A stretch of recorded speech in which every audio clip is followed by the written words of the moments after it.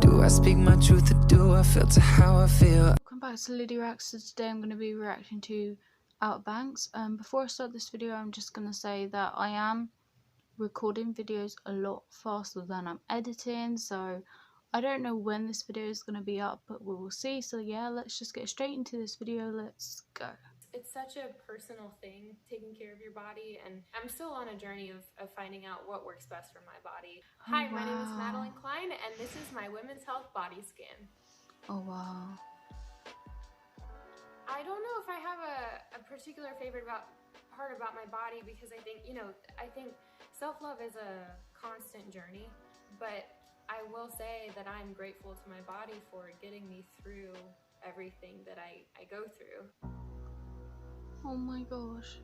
When I was younger, I did struggle with eating disorders, specifically when I was a teenager. I think I was around 16 when I started working out a lot, and I would wake up every morning and at 5 a.m. and I would work out for 30 minutes, and wow. It was super rigorous cardio every day. And then, it turned into, why am I not achieving this body shape that I want? So I started cutting calories, and it would be the kind of thing where I would eat like 6 almonds for breakfast, because I didn't want to counteract the cardio that I just did.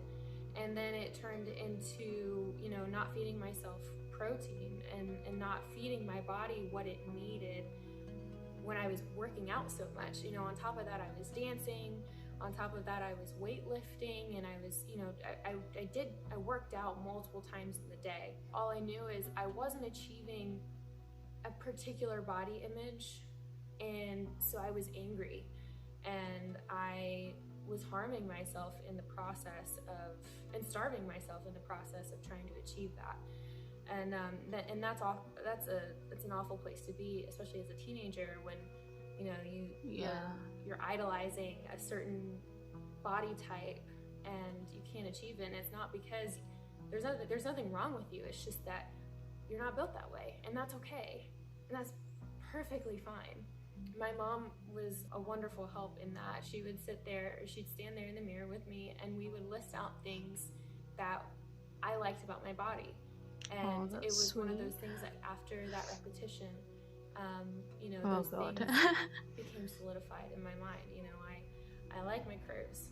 I like my hips. She's beautiful. And after a while, I started to love my body, and that was okay.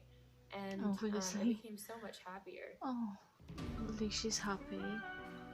My natural hair color is dark brown. The first time I dyed my hair was for OuterBanks. Same. I had never touched my hair. I was just too afraid to, and I just didn't want to pay the money to do it. The first time I dyed my hair was, I don't know when it was, but it was, I think it went purple. I went purple. I usually go purple pink. I came out of the salon, and I felt like, and they put like highlights in my hair, but it kind of felt like I had streaks of peanut butter in my hair. Oh. I've never told this story, but basically I wasn't extremely happy with it. So I went to CVS and I bought Sun-In, and I soaked my hair in Sun-In and blew dry it and repeat. I'm actually going to be dyeing my hair again really soon. So that the next time going pink. Salon, they just have to tone it down from I do like dyeing my hair a lot. I just orange. Not a lot where it's gonna like, go like straw or whatever happens, but yeah. I think for me, like, for love languages, this is a good video. Verbal affirmations, like quality time and physical touch are all really important to me. He's really, really wonderful at like quality time and those verbal affirmations. It's those little things when your person says like, you look beautiful today, and you're not wearing any makeup, or this is adorable. You don't feel at your best, or you're just kind of feeling meh, or maybe your mental health's not that great that day, and that person looks at you and says like, I love the way you think, or I love the way you treat people. Or for me, it's less about physicality, and it's more about like that mental stimulation, that mental connection with that person. And it means more to me if he looks at me and says, I think the way you handled that was really admirable, or I'm really proud of you. for this or that or whatever, even if That it's is just a so general cute statement, though. that means more to me Yeah. than, you know, a compliment on a physical aspect. Teeth. So I Interesting. was 18 when I got my wisdom teeth removed. I don't remember anything. All I remember is waking up and I was on the couch at home. But then my mom was telling me, she's filling me in on everything. And the craziest thing is I kept looking at the surgeon and I kept calling him Robin Williams. And I was like, Robin. And he was like, honey, that's not my name. And then it turns out it was Robin Williams' birthday, that day that I got my wisdom teeth removed. Oh, and for some wow. reason in my brain, my drugged up brain, I was like, it's Robin Williams. I also remember talking about hamsters in my mouth, and it was the gauze. Hamsters? It was the gauze at the back of my mouth, and I couldn't feel my face. And so I started crying a little bit because I thought I was gone. Just all in all, a very good time. I think it's something that I've actually recently gotten into, and I think it's a lot of fun. She is nice for eyes. For myself, naturally, I really love to focus on my eyes. I really try my best to, I know they're almond shaped, so I do my best to kind of widen them out. So I line under them here and also a little bit on the outside and kind of wing them up. And also mascara helps with that as well. Wow. If you take mascara and kind of brush out, it gives your lashes the chance to give you kind of like a natural wing. I think also highlighting. I love a dewy look. I love skin that looks, I don't know, like fresh and glowy, like you're just off the beach. Even though when you're off, at least for me, when I come off the beach, I've got mascara running on my eyes and I'm burnt. Waste. I have never broken a bone in my life.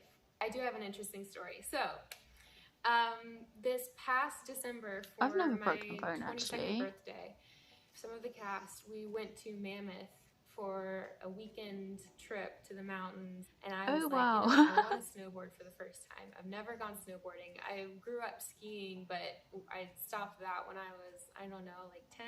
And Rudy, who plays JJ on the show, he was in charge of the maps and what slopes we were going to.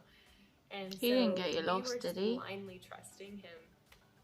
And on the lift, we took a shot beforehand and shouldn't have done that. And so we get off on the slope, and all of a sudden, I see the signs, and there's like a blue diamond and a black diamond. And I knew enough from growing up on the slopes, I knew that neither of those were good for beginners.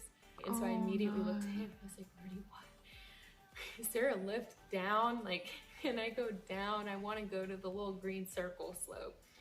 And we didn't. There was no way. And so it took me like 2.5 hours and approximately, give or take, 5 really, really bad falls. I sprained my wrist. It's still a little funky. So I hit the toe edge and I went flying, like fully off the ground. My body was not touching the ground at all. I landed on my chest. I landed and I was absolutely winded and I couldn't move. Like when I tell you my entire body force was like just smack, like hit the ground, it was bad. Like, and Chase was right behind me and he saw it happen. And he tells it from a third party, but from what I experienced, I hit the ground and I couldn't breathe. I thought I had shattered every bone in my body. That's awful. So yeah, that's the most and recent scary. It might be one of the worst. It was a good time though. I had hot chocolate afterwards and a beer. Hot chocolate. That's nice. Oh, it's finished. That was so quick. Thank you so much for watching. Don't forget to subscribe and please stay safe out there. Oh, she's so lovely. Oh, she's so lovely. Literally. I hope you enjoyed this reaction. Like, comment, subscribe, and I will see you next time.